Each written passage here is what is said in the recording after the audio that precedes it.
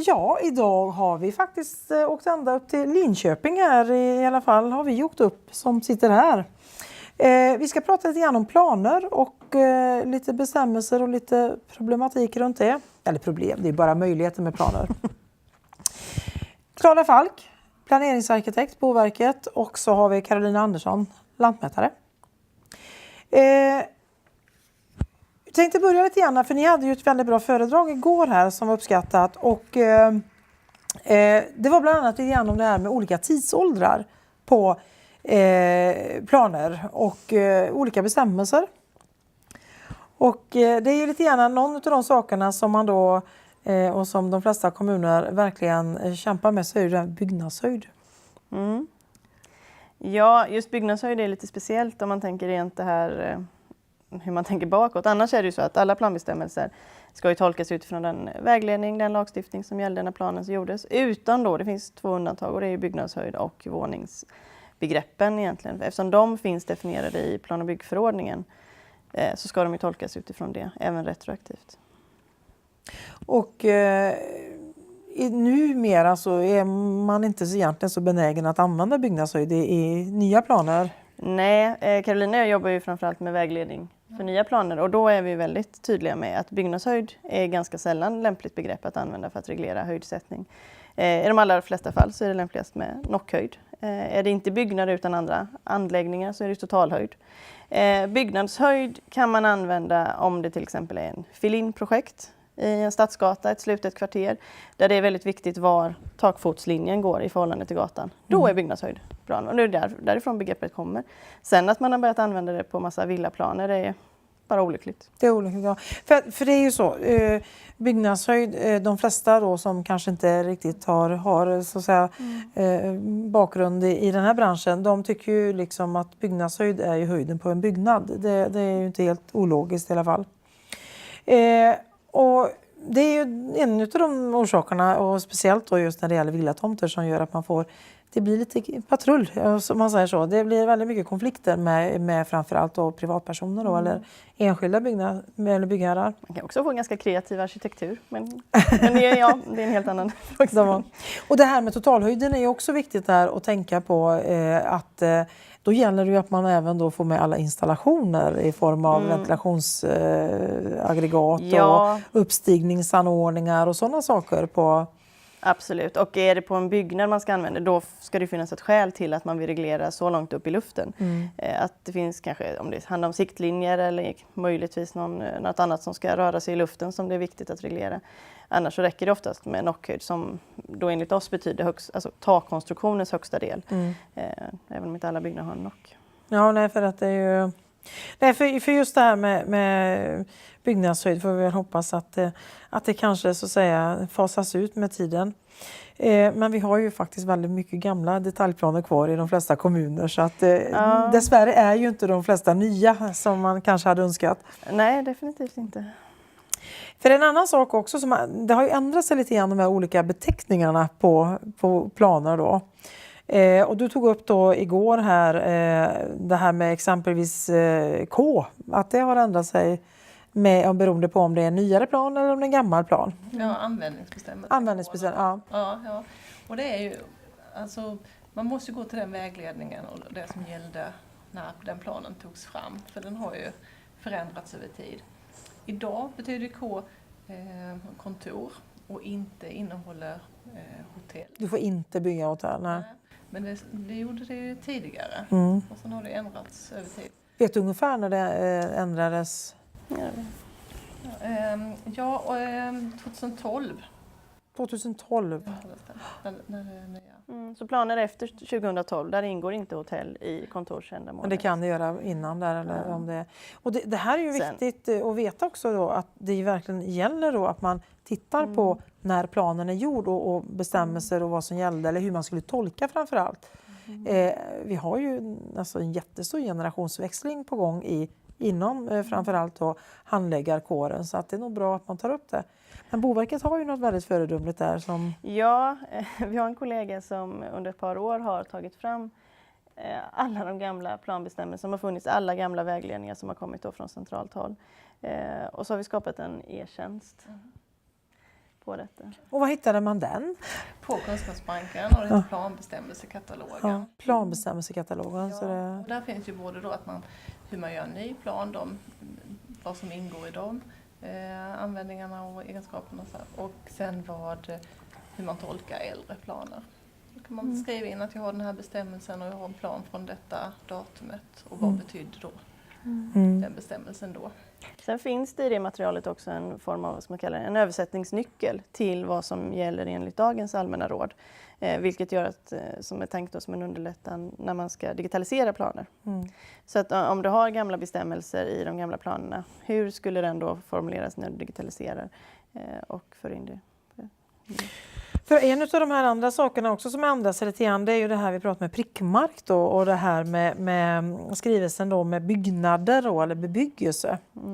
För det har ju också ändrat sig lite grann. Absolut. Generellt när man säga, när vi pratar prickmark så brukar vi säga använd helst inte det när ni gör nya planer. Nej.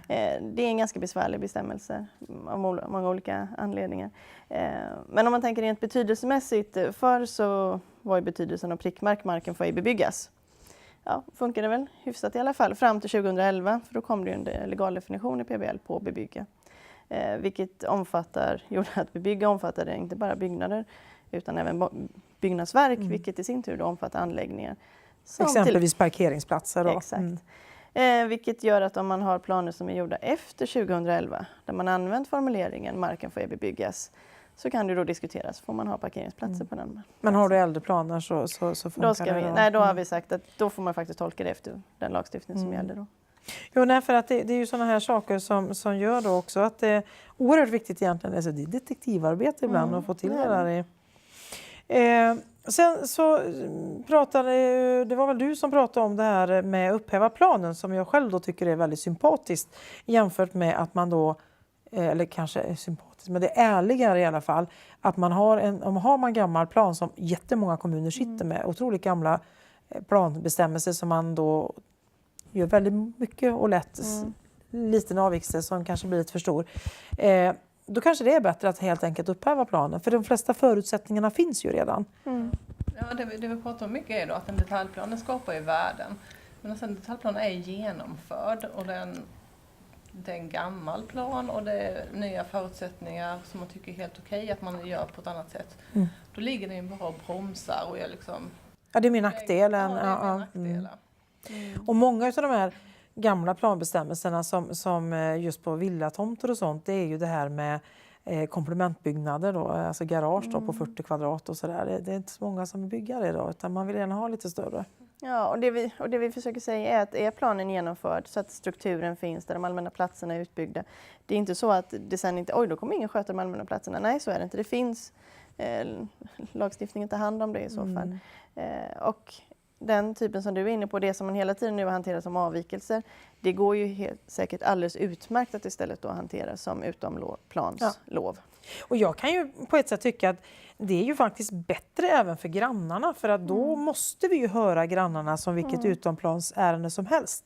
Än att alltså, de som var med och tyckte till om planen, de är ju liksom inte kanske aktuella och bor där idag. Så att på så vis så kan jag tycka också rent ur demokratisk synvinkel att det är faktiskt bättre, för man tillåter, och det kan ju även vara kanske annan verksamhet som man då känner att nej, men det är faktiskt okej att ha idag. Absolut. Och likadant då som med prickmark, som man ibland inte riktigt förstår varför den var och så vidare. Ibland känns det som att prickmarksmaskinen gick igång så här när man har ritat in sin byggnad, så prickar man bort resten då för att man inte riktigt visste vad det skulle vara. Sen också det här lite grann som du då påpekade flera gånger, det här att det är ju kommunen som äger planen. Ja, ofta så... Eller det är väl lätt att tycka att planen blir dålig när man sitter på någon annan stol i kommunen. Men det är ju faktiskt kommunens plan. Så se till att samarbeta. Hjälp planerarna så att det blir planeraren är ju inte expert på alla områden. Antingen kan man tycka att planeraren är rätt så kass faktiskt, för den använder fel ord och allting. Eller kan man tänka att de är ju superbra. De vet att här behövs någonting. Här behövs någonting med dagvatten. Och liksom uppmärksamma det. Sen vet man inte precis hur man ska utforma det. Eller vad Alltså det är ju olika frågor man bevakar också. Så. Då ska man gå till experten och experten ska se till så man får ut en bra plan. Och planeraren har ju inget bekymmer med planen när den är gjord. Nej. Det är ju bygglovshandläggaren och de här Precis. som genomför det. Det är ju de som får bekymren ifall man inte har varit med och hjälpt till så att den har blivit bra från början. Och det är ju bra att testa planen som ni sa liksom, och se vad innebär detta, lite worst case kanske och lite försöka, och det kan man ju se ibland när man ser vissa så herregud, hur kunde det bli så här eller hur tänkte de här? Men så absolut, det tror jag är jätteviktigt att man verkligen tänker på, för att ingen tjänar ju på att du får en detaljplan som dessutom ska gälla ett antal år som inte fungerar sen. Första bygglovsprövningen så blir det liksom en avvikelse eller lite problem. Det känns inte så bra. Det har väl hänt några gånger, misstänker jag. Alldeles för ofta. Det är nästan så inte bläcket hinner torka ibland innan första avvikelsen blir. Så, att, så det tror jag också är väldigt viktigt. Alltså är det, eller vet jag inte om ni kan svara på, men tror ni vanligt det här med att kommunen faktiskt själva tar fram detaljplaner utan att det är en exploatör inblandad? Det är nog väldigt olika i olika kommuner. Nu ser vi ändå en trend. Det finns vissa kommuner som är väldigt aktiva i sin markpolitik och liksom driver utvecklingen på ett helt annat sätt. Vilket egentligen är det som PBL är uppbyggd. Man får ändå tänka att PBL är en lagstiftning som egentligen skapades för att bygga miljonprogrammet. Sen att den kom långt efter, eller nästan när miljonprogrammet var avslutat, men för det tog så lång tid att ta fram den. Men man får tänka att det är en lagstiftning som är gjord utifrån förutsättningar till kommunen som bygger på kommunens mark. Ja. Kanske till och med det kommunala bostadsbolaget är exploatören, så att den är egentligen väldigt mycket uppbyggd för att kommunen har koll på alla leden. Och nu är det några kommuner som försöker liksom göra det på kanske ett mer modernt sätt och jobba med kopplingarna mellan detaljplanen och markanvisningarna och liknande, att försöka få ihop det där. Så att, ja, det har varit en trend under många år att det är liksom väldigt exploatörsinriktat, men det är några kommuner nu som har liksom försökt dra det ett varv till och komma tillbaka kanske till det som funkar bättre utifrån lagstiftning. Det är ju så att då sitter ju kommunen vid ratten, annars så sitter man i baksätet och så är det exploatören som sitter vid ratten. Fast det är alltid kommunens plan. Jo. Men det kanske, man märker ju och ser ju liksom när det är mycket påtryck, inte minst då just på det här med yta för friyta kontra parkeringsplatser och sådana här. Det är ju oftast en stor fråga. Exploatören och kommunen har väl, eller bygglovshandläggarna har väl kanske inte alltid samma syn där. Nej. Och det är ju jätteviktigt också då att man kommer ihåg, just det är vår plan, det är kommunens plan, vad är vettigt här? Och som bygglovshandläggare, man vet ju vilka avvikelser man får. Alltså och där är ju rätt tydligt i PBL också vad du ska prioritera. Så att alltså, friheten ska ju gå före parkering. Det står ju faktiskt i klartext. Absolut. Så att, ifall man liksom försöker få in väldigt precisa liksom, planbestämmelser som inte har något syfte, lyft blicken lite då och hjälp planeraren att lyfta blicken. Att det är helt okej att vi skriver så här istället. Ge det lite extra marginaler för då kommer vi slippa avvikelser sen. Ja, men det tänker jag, för att det finns nog inte någon planarkitekt som sitter på kommunen som har gjort en plan som sen kanske inte har blivit genomförd precis så som man trodde när man startade planprocessen. Och det är väl också lite att ha med sig, ja, okej, nu vill exploatören bygga just det här huset. Ja, visst, det funkar, men det kanske hade varit helt okej om de hade byggt det på ett annat sätt med en annan utformning, kanske till och med funkar med en våning till eller... Ja, alltså försök där det finns möjlighet att göra planerna lite mer flexibla, lite mer användbara. Och det är ju där det oftast blir konflikter också. Då. Vi pratar ju om det här med illustrationer då. När man då ritar upp på illustrationen en liten Bullerby-idyll med röda enplanskåkar i en liten ring och sen visar sig att planen medger 4-våningsbyggnader och så kommer det första bygglovet in. Och då är det just en 4-våningspunkthus. Och då blir ju som regel grannar och allmänhet lite upprörda. Men kommunen kan ju inte göra annat än säga ja. Det är ju planenligt. Sen, alltså i planbeskrivningen, absolut illustrationer för att förtydliga vad det handlar om. På plankartan, nej, inga illustrationer. Det är väl lite om man ska vara hårdrad så. För sen planbeskrivningen ska ju vara till för att liksom exemplifiera vad kan planen innebära. Vad är det vi menar med de olika planbestämmelserna. Sen är det ju planen som gäller. Egentligen känns det som att man skulle ha samma där, worst case, liksom maximal utnyttjande hur ser det ut? Och det vi vill är en annan. Alltså, det hade nästan varit ärligare faktiskt. För att Det är många det, som ska tolka planen Ja. egentligen, liksom, för att den ska bli tydlig. Så kanske det, och just det här allmänheten då som då ska tycka till och liksom, det är ju en demokratisk rättighet vi har, men de fattar ju liksom inte riktigt. De tror ju att det är de här små. Och det är klart att den kloka exploatören, den ser ju till att det ska vara så sagt var väldigt trevligt så att man får igenom planen. Men sen är det också på senare år kan jag tycka då just det här med att man inte utreder allt i plan utan man skickar det vidare till bygglovssidan sen. Allt ifrån att det ska göras en geoteknisk undersökning till, jag vet till och med en plan som vi hade att man skulle skrota berg innan man kunde ge bygglov. Och det där är inte så bra. Nej, för där är det också viktigt som planhandläggare att ta reda på vad är det som måste vara färdigutrett i planen och går det möjligtvis att ta hand om sen i lovet. Och när det gäller just sådana frågor som hälsa och säkerhet, risk för olyckor och skred och erosion och sånt, det ska vara färdigutrett i planen. Det är liksom det hela går ut på. Det är det som är poängen med detaljplanen, att säkra att här anser kommunen utifrån vissa givna liksom, ramar att det är lämpligt att bygga det vi föreslår. Ja, för att det är ju väldigt svårt att komma fram till att det är lämpligt om man inte har undersökt. Markföroreningar är ju också sån där som... Ja, men du ska ju ta reda på i så fall i planen vilka markföroreningar finns, var finns de, hur kan de möjligtvis...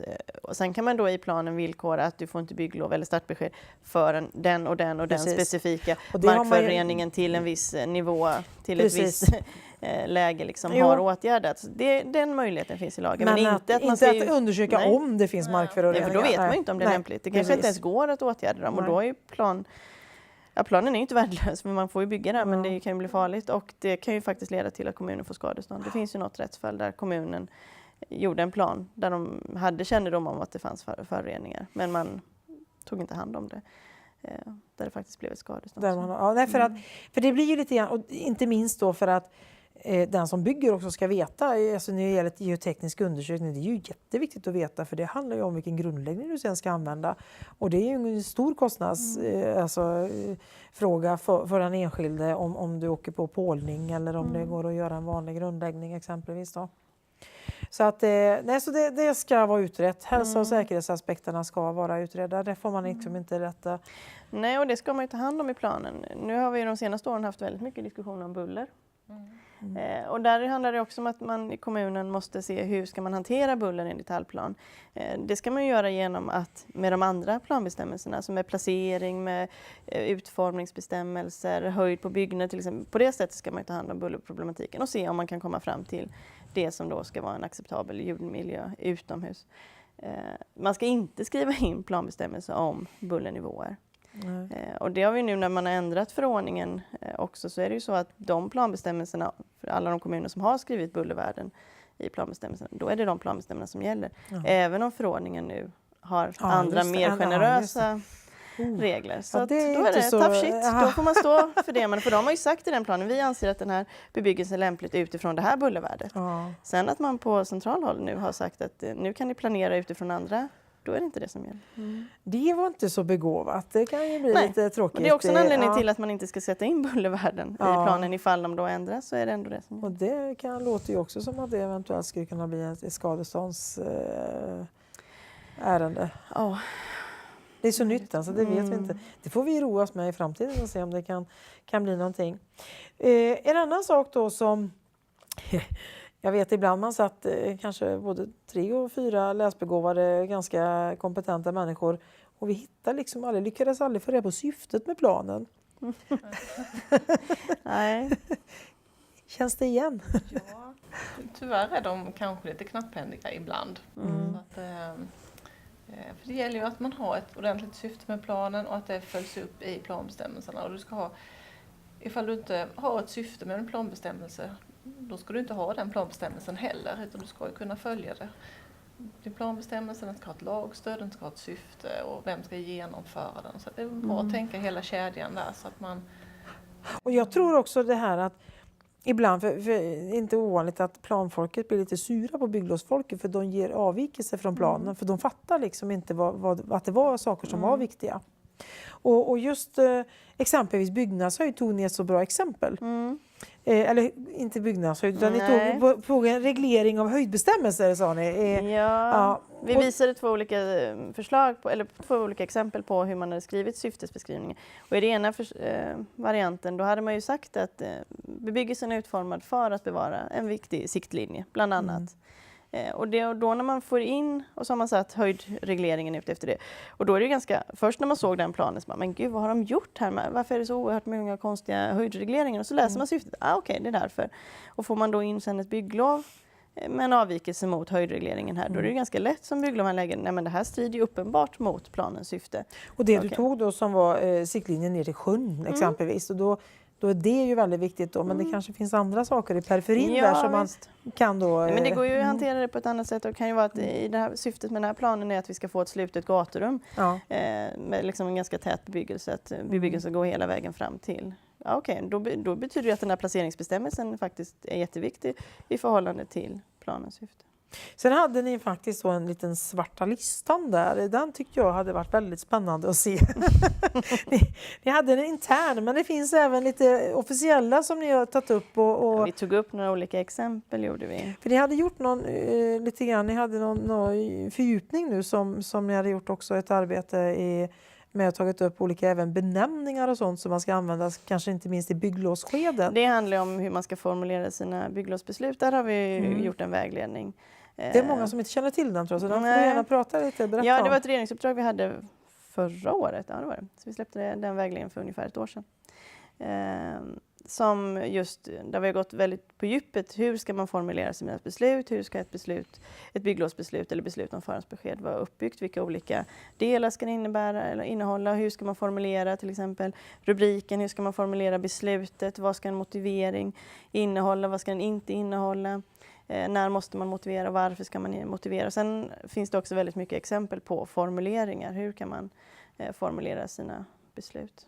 Och det är ju just det här med svenskan är ju ett fattigspråk, så det gäller ju att använda rätt ord lite grann för att det ska hålla även juridiskt sen då. Men var hittar de den vägledningen då? Den vägledningen finns på Kunskapsbanken under lov och byggande. Handläggning, och sen finns det en vägledning som heter beslut om lov. Beslut om lov. Och där finns det rätt mycket texter under den där. Ja, nej, för det tycker jag.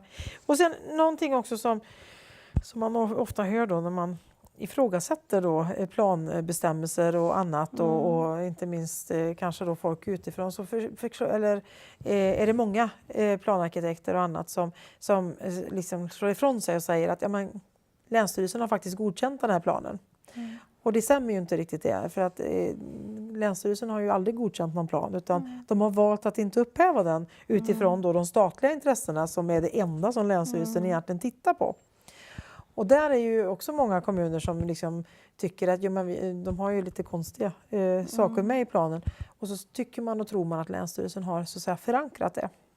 Tror ni det kommer bli ändringar i framtiden nu med Länsstyrelsen kommer att ha mer rådgivande? Ja, alltså Länsstyrelsen har ju redan en rådgivande roll, men jag tror inte att det skulle vara aktuellt att Länsstyrelsen skulle få utökade ingripande grunder. Det känns ju inte riktigt som någon slags politisk gångbart just nu. Däremot så har vi haft diskussioner en hel del med Länsstyrelsen om att deras beslut måste ju bli tydligare, så det är väldigt tydligt liksom, vad är det som gäller ingripande grunden och vad är liksom det allmänt rådgivande, så att det är tydligt för kommunen. Men där kanske egentligen ni skulle göra en sån liten svarta listan-grej där, så att man hade skickat ut till kommunen också då, så att det liksom inte blir en massa konstiga planbestämmelser som sen inte, som du pratade om också, alla planbestämmelser måste ha en juridisk så att säga grund eller något att stå på. Det hittar man ju ibland väldigt besynnerliga planbestämmelser som kanske inte har det.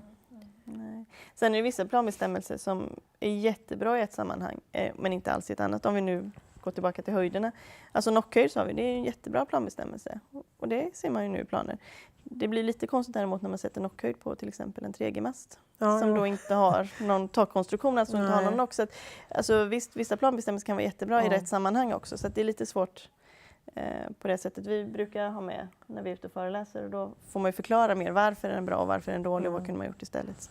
Syftet där också.